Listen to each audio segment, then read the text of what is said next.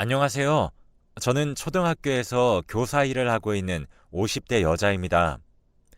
아무에게도 저의 이야기를 하지 않았지만 저와 비슷한 일들을 겪으신 분들에게 조금이나마 힘이 되고자 이렇게 글을 쓰게 되었습니다. 저는 노래 부르는 것을 좋아하는 엄마와 노래 듣는 것을 좋아하는 아빠 사이에서 둘째로 태어났어요. 저희 집에는 4명의 가족이 함께 같이 살았는데 첫째인 저희 오빠는 저보다 3살이 많았습니다. 항상 맞벌이를 하시는 부모님을 대신해 저희 오빠는 저에게 엄마이면서 아빠와도 같은 존재였죠. 항상 새벽에 일을 나가셔서 밤늦게 들어오시는 부모님을 대신해서 저를 챙겨주는 오빠가 너무 고마웠습니다. 여러분들은 혹시 인생에서 가장 중요한 시기를 말하라고 그러면 언제를 말씀하실 건가요? 생각하시는 것은 사람마다 다르겠지만 저는 고등학교 3학년이 인생에서 가장 중요한 시기라고 생각합니다. 제대로 된 사회를 나가기 전 고등학교 3학년, 즉 19살의 나이에 저는 사랑하는 저희 가족을 다 잃었습니다. IMF 때 저희 가족은 엄청난 빚더미에 앉게 되었어요. 그 당시에 아버지가 조그마한 무역회사를 하고 계셨지만 IMF 때문에 빚이 감당하지 못할 정도로 커버렸고 계속 긍정적인 생각으로 어떻게 해서든 갚아 나가야겠다는 생각을 하셨다고 합니다. 일단 아버지가 지방에 내려가서 공장을 다니시겠다고 하셨고 아빠를 항상 따라다니던 저는 그렇게 아빠를 따라갔고 집에 남아있던 사람은 엄마와 오빠였습니다. 그런데 어느 날 오빠가 자고 있는 사이에 엄마는 갑자기 집을 나갔고 그 뒤로 엄마는 지금까지 연락이 끊긴 채로 살고 있습니다. 엄마가 집을 나가서 돌아오지 않는다는 오빠의 말에 아빠는 건우야, 너도 아빠랑 동생 있는 곳으로 내려와. 우리 셋이 같이 살자. 라고 하셨습니다. 어쩌면 저희 아빠는 IMF가 터지고 빚이 생길 때부터 엄마가 저희를 떠날 것이라고 예상이라도 이미 하셨던 것인지 엄마에게 전화 한 통 하지 않으셨습니다. 그때가 고등학교 1학년 때였어요.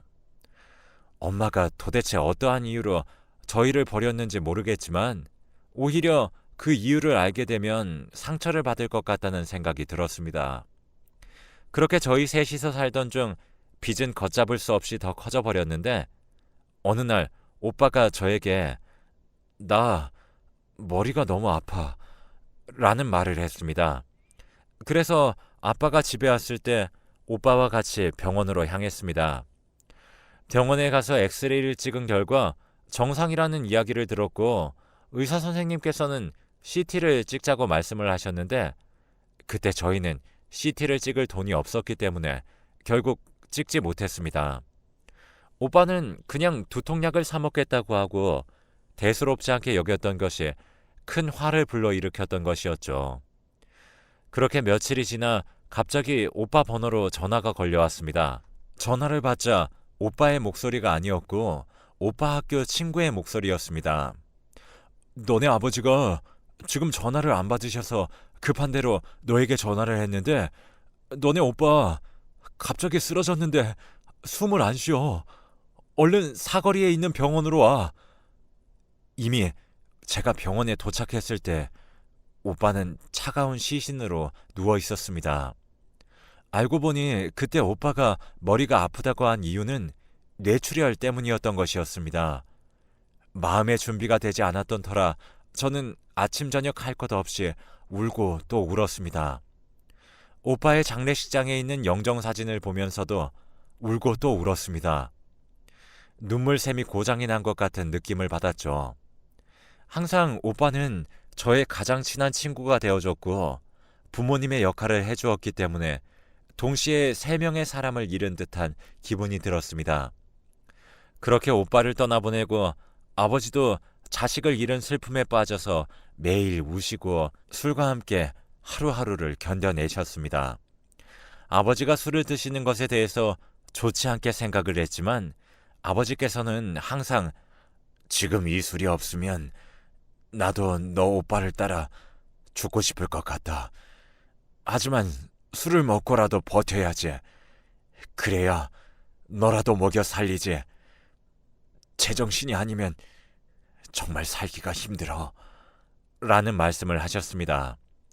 제정신이 아니면 못 살겠다라는 아버지의 말씀을 들으니 아버지에게 술을 드시지 말라고 하는 말은 하기도 어렵더라고요.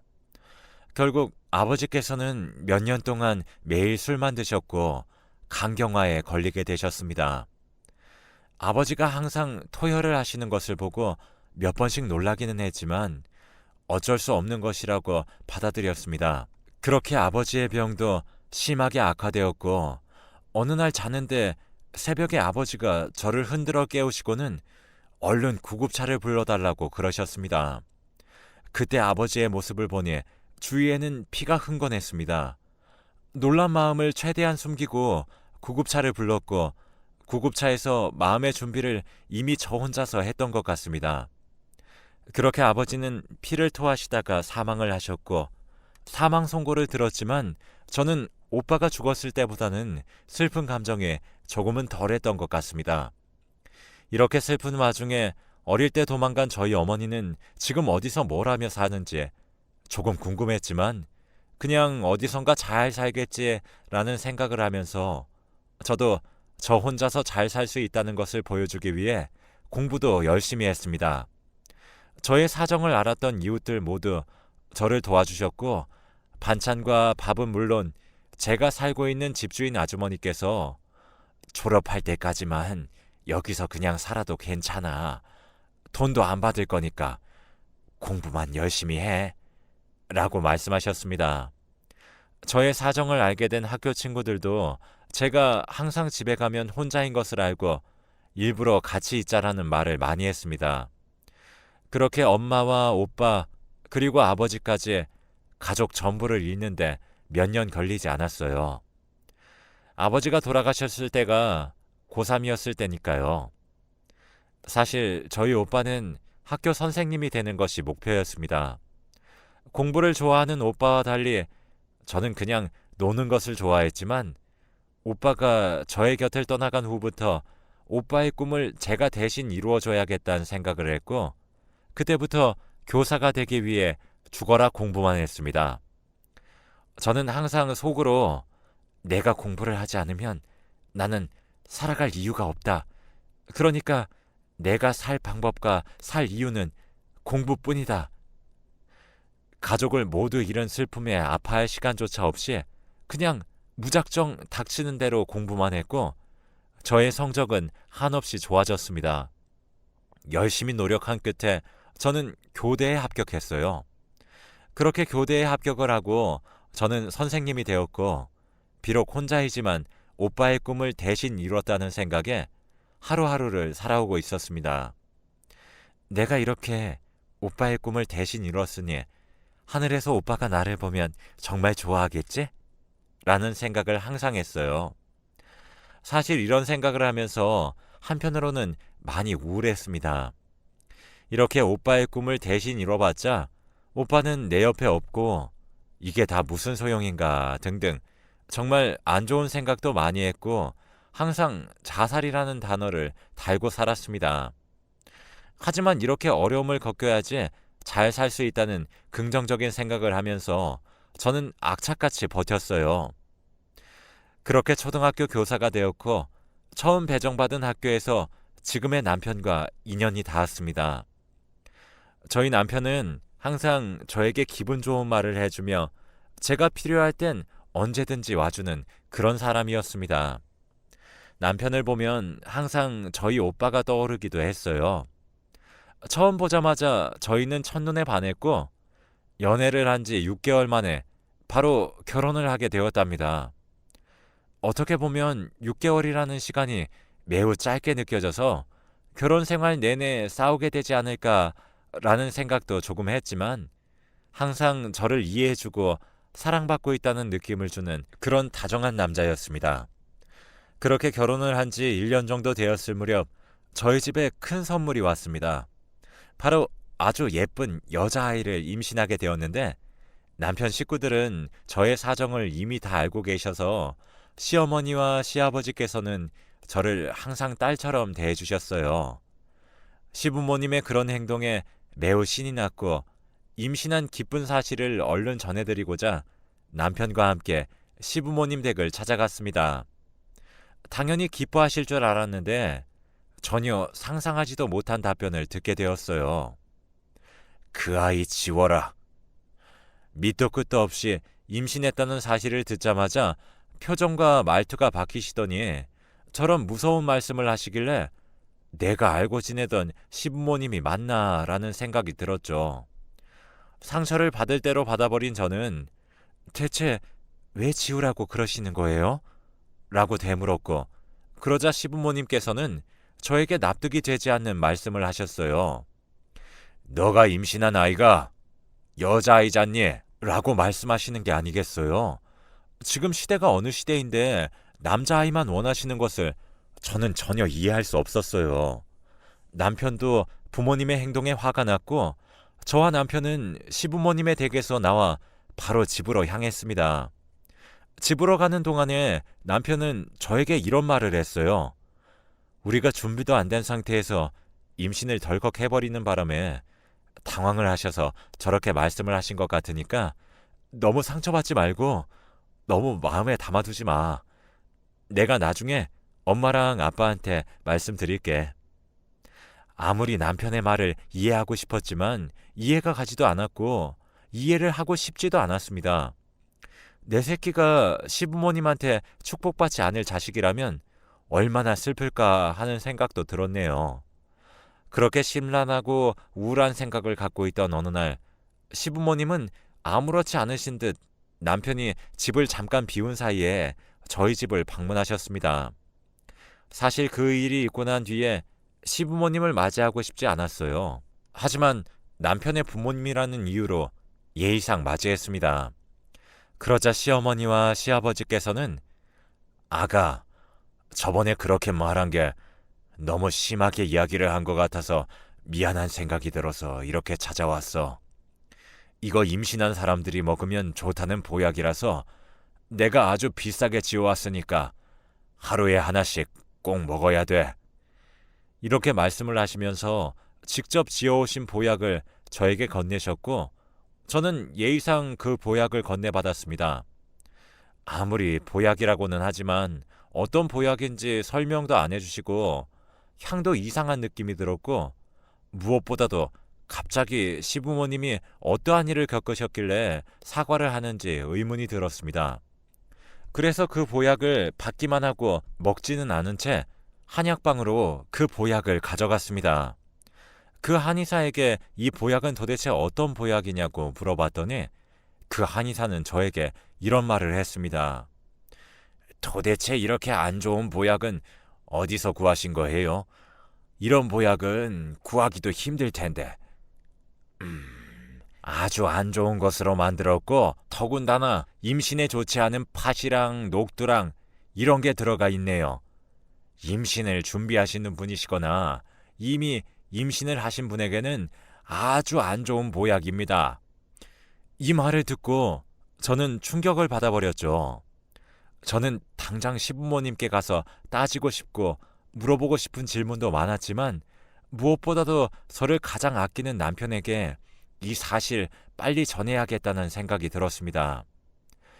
여보, 충격받지 말고 내 얘기 잘 들어.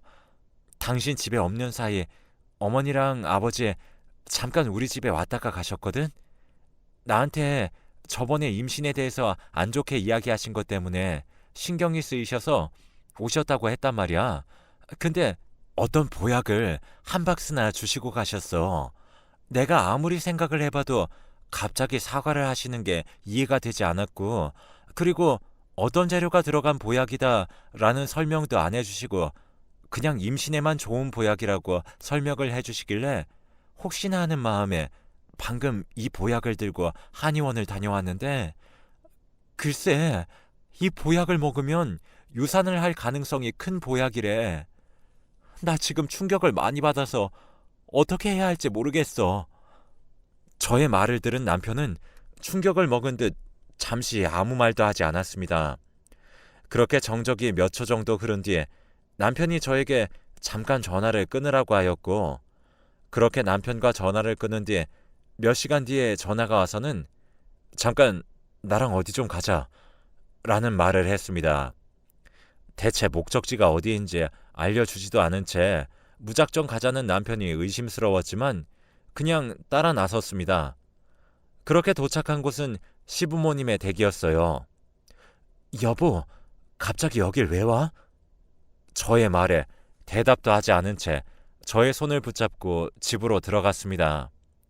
남편은 시부모님의 얼굴을 보자마자 인사는커녕 화를 내기 시작했어요. 엄마랑 아빠는 임신을 한 며느리 보며 기뻐해도 모자랄 판에 왜 그런 보약을 주신 거예요? 그 보약 먹고 큰일이라도 생기길 원했던 거예요? 이제 긴 말 필요 없고 이제부터 저에겐 부모님은 없는 겁니다. 그렇게 아세요? 남편이 이런 폭탄 선언을 할 줄은 정말 상상도 못했습니다. 현관문을 나서면서 시부모님께서는 저희의 이름을 아주 크게 부르셨지만 저희는 대답조차 하지 않고 앞만 보며 나왔습니다. 그렇게 다시 우리 집으로 가기 위해 차에 올라탔고 차 시동을 걸기 전에 남편은 갑자기 눈물을 흘리기 시작했어요. 당신한테 그런 짓을 당하게 만들어서 진짜 미안해. 임신한 거 축하받지도 못하고 내가 너무 못나서 그런 것 같아. 하지만 내가 당신이랑 우리 딸만큼은 아주 멋지고 근사하게 키울 자신 있어. 그러니까 나만 믿고 따라왔으면 좋겠어.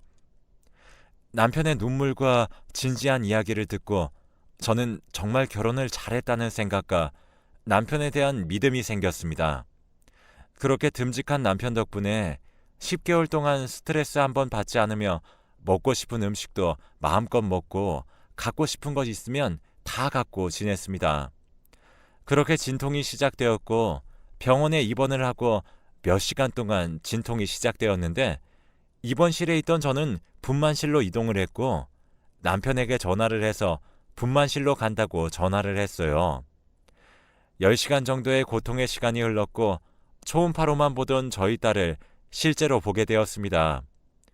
딸의 눈과 코는 저희 남편을 닮았고 입술은 저를 닮아서 아주 예쁘더라고요.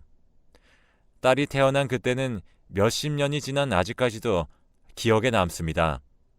하지만 분만이 끝남과 동시에 저의 옆에 있어줄 것처럼 말을 하던 남편이 무슨 일이 생긴 것인지 저의 옆에 있지 않았습니다. 도대체 어디에 있는 건지 연락조차 되지 않았는데 다음날 갑자기 모르는 번호로 전화가 걸려왔습니다. 알고 보니 종합병원에서 걸려온 전화였습니다. 지금 최선호 씨 위급한 상황입니다. 얼른 병원으로 와주셔야 할 것 같아요. 저는 남편을 잃을 수 없다는 생각으로 당장 남편이 있는 병원으로 갔습니다. 병원에 도착을 하니 담당 의사 선생님께서는 안전벨트도 매지 않은 상태로 과속을 하다가 교차로에서 큰 화물차에 부딪혀 교통사고가 있었습니다. 다행히 위급한 상황은 넘겼습니다만 며칠은 더 지켜봐야 할 것 같습니다. 라고 하셨죠. 저는 계속 속으로 기도를 했습니다. 식물인간 판정을 받아도 좋으니 제발 남편을 죽지만 않게 해달라고 빌었어요. 제 소원을 들어주셨는지 남편은 비록 전신마비가 되었지만 목숨은 건지게 되었습니다.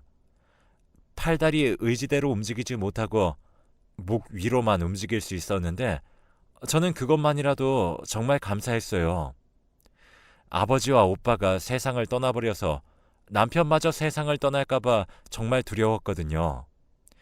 이렇게나마 목숨이 살아있다는 것에 하늘에게 감사하다며 두 손 모아 빌었습니다. 남편은 딸아이를 보기 위해 과속을 했던 자신을 자책하며 그냥 그때 죽었어야 하는 건데 라는 말을 달고 삽니다. 그런 말을 할 때면 저는 당신이 지금 살아있어서 내가 얼마나 행복한지 아냐며 남편을 위로해 주었어요. 말없이 눈물만 흘리는 남편 얼굴을 저도 말없이 손수건으로 눈물을 닦아주었네요. 그렇게 남편은 퇴원을 하고 시부모님 집에서 시부모님의 수발을 받으며 지냈고 저는 교사 일을 하고 일을 마치면 제가 남편을 돌봤습니다. 시간마다 몸을 뒤집혀주기도 하고 용변도 받아주고 밥도 먹여주고 그렇게 어느덧 20년이라는 세월이 흘렀네요. 남편은 어느 날 갑자기 저에게 여보, 매일 나 때문에 고생이 많지? 내가 빨리 사라져야 할 텐데 하길래 무슨 소리야? 내가 지금 누구 덕분에 살고 있는데 당신 없으면 난 살아갈 이유가 없어. 라고 말하자 남편은 말없이 창밖을 보며 눈물만 흘렸습니다. 그런 남편에게 저의 눈물을 들킬까봐 고개를 돌려 저는 자리를 피했고 저희 딸이 커서 성인이 되고 남편은 딸아이가 대학을 가는 걸 보고 얼마 지나지 않아 하늘나라로 떠나고 말았습니다. 그래도 교통사고 이후 20년이라는 시간을 나랑 같이 보내준 남편이 저에겐 고맙고 소중했던 기억으로 제 기억에 남아있어요. 남들이 보면 힘든 병수발 끝내서 다행이라고 말을 하지만 저는 그 힘든 병수발을 100년이라도 더 하고 싶었던 마음이었습니다. 몸이 힘들지라도 제 마음은 힘들지 않았으니까요. 이제 남은 건 제 딸아이뿐인데 딸아이만큼은 아무 일 없이 행복하게 저보다 오래오래 살았으면 좋겠습니다. 소중했던 사람들이 저보다 일찍 떠나는 걸 경험하다 보니 이제는 이런 일이 저에게 없었으면 하네요. 남들이 보기엔 불행한 제 인생이라도 저에게 소중했던 시간입니다. 여러분들도 힘든 일이 있어도 시간이 지나 돌이켜보면 아무 일이 아닌 일이 대부분이에요. 힘들더라도 후회할 만한 행동하지 말고 후회 없는 인생을 사시길 바랍니다. 제 이야기 들어주셔서 감사합니다.